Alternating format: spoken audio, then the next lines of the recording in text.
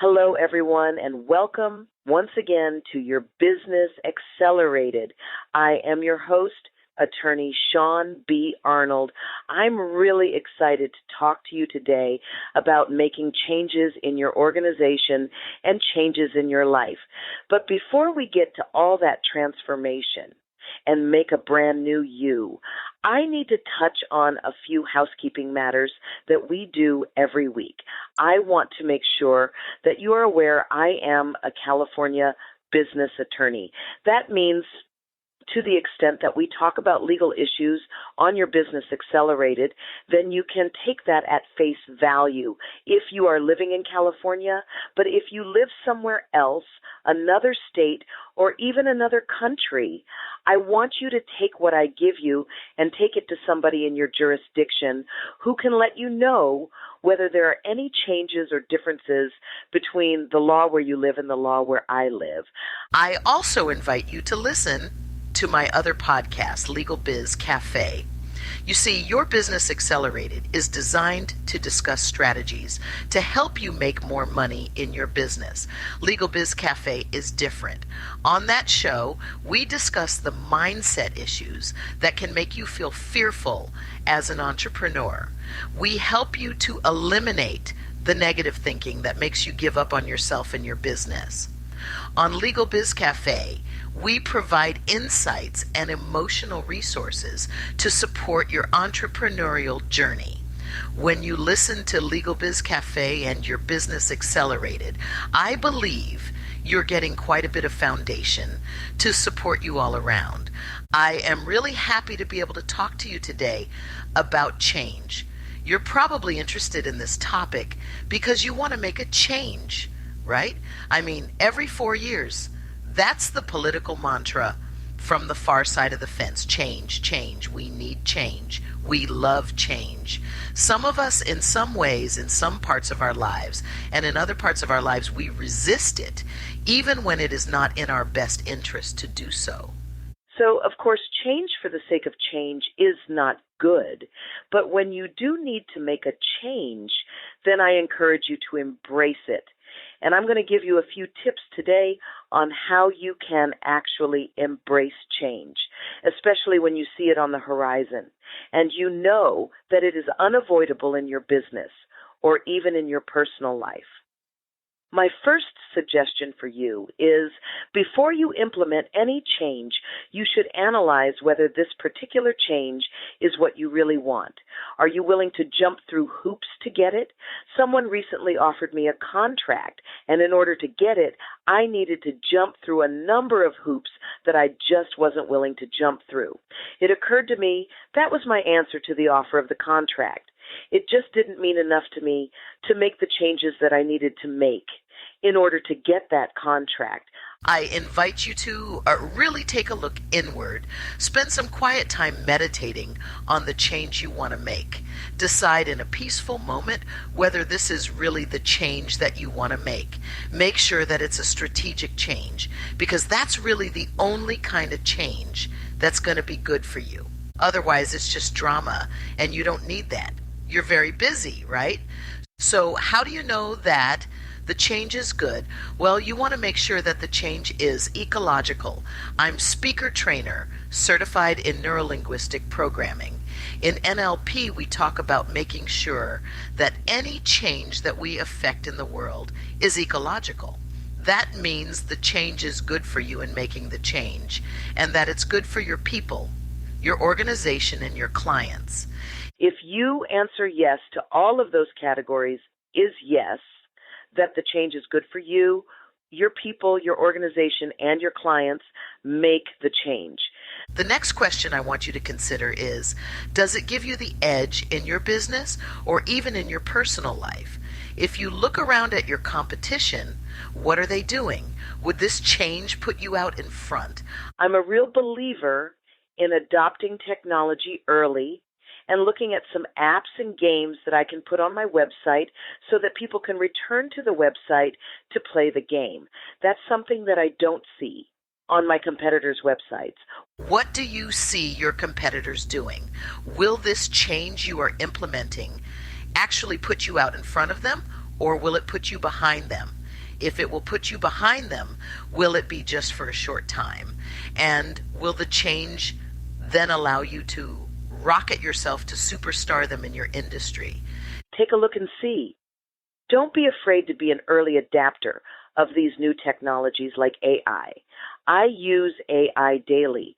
These tools will make the difference for you. They really could.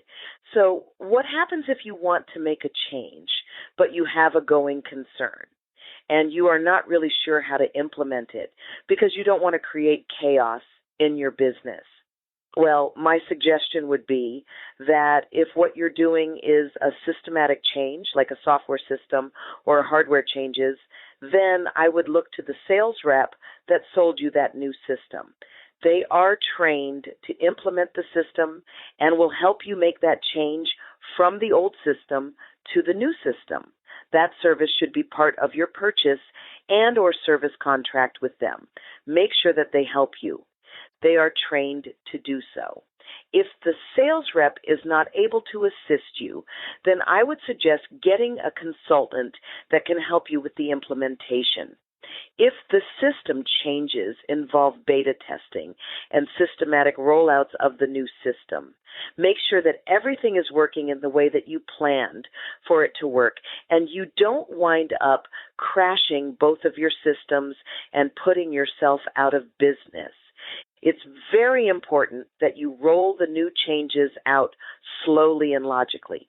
Get consulting if you don't know how to do it yourself. Let's assume then that you have done your beta testing and you have done your rollout. You are ready to move forward. The change is in place. My suggestion is that you take a look in the rearview mirror and survey your clients. You can use SurveyMonkey, which is really easy to generate maybe 5 questions for them. Don't use more than 7 questions because people won't want to take the time and energy to answer your survey. Definitely contact the people that are affected by your change to make sure that you don't have to tweak what you're doing. This is your best opportunity to make money in your business when you are tweaking your business in response to customer complaints. You wind up with a business model that is just what the marketplace wants, and your customer gets the idea that they're very important to you because you're willing to make changes in order to make them happy. That is the best opportunity for you to make money in your business. Reach out and create some new innovations to respond to your customers' needs. Part of the survey should be forward-looking now that we've implemented this change. Ask the client, what else do you need? What other service do you need in conjunction with what I'm doing for you? What do you typically buy at the same time, or right before or right after? Those are strategic alliance opportunities. You definitely want to get abreast of those. You want to create change in your business to get dollars that make sense. That's what I'm trying to say to you. And, sometimes the change is actually not in your business or in your relationships. Sometimes the change has to be inside of you. And so that means that you might have to maximize your leadership potential by continuing your education. And, I'm constantly attending seminars and reading books and financial and business magazines. I love the Wall Street Journal because if you read it for a quarter, then you are really up on the names and numbers of the business players. You can get to anticipate what the news is going to be, and you can actually play the stock market on that news because that's really what makes the market move. News. When you call me for legal advice or for business advice, you can feel assured that I've been looking around at what's happening in the marketplace and that I've been studying certain topics very deeply and that you are going to get the benefit of all of that. I invite you to do the exact same thing with respect to your clients. If you have to make a change inside of you, make it an innovative change. Make it a learning change. Make it a reaching change. So you are the catalyst for somebody else's success.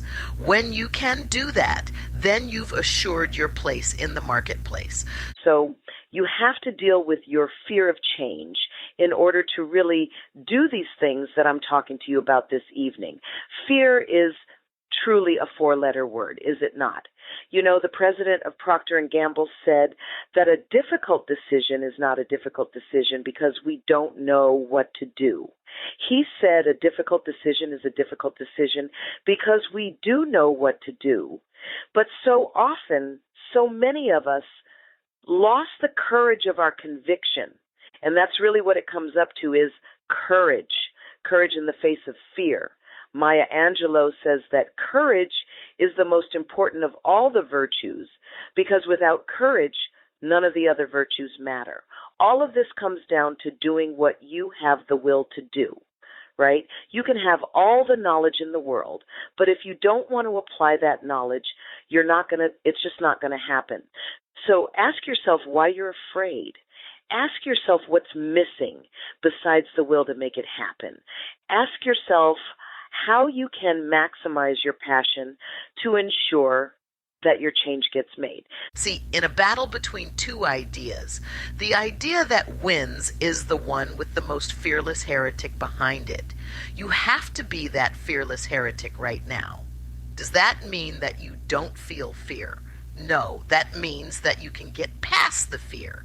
Be clear on the changes that you want to make and implement them strategically in your life and in your business. Ensure the progress of that change to ensure that it really was what you wanted it to be and what you intended it to be.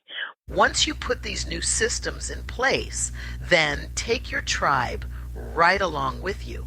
People are going to buy into the change, and they're going to appreciate you taking them along and teaching them new technologies, teaching them new innovations. You help them keep abreast of the marketplace so that they can be successful in their lives and in their businesses. And what you wind up doing is bringing them kicking and screaming into this millennium. So that, folks, is the essence of change. I implore you to embrace it, to find out how you can get more of it, to implement it gently, to monitor it, and to enjoy it. Ladies and gentlemen, I want to thank you so much for joining me for this week's episode of Your Business Accelerated. I am Attorney Shaune B. Arnold, reminding you as always to maximize your competence, to get the confidence you need to succeed. I invite you to follow me on Facebook, LinkedIn, and Twitter. In all of those places, my moniker is SHAUNE.Arnold. I'll see you next week right here on Your Business Accelerated. Bye-bye, friends.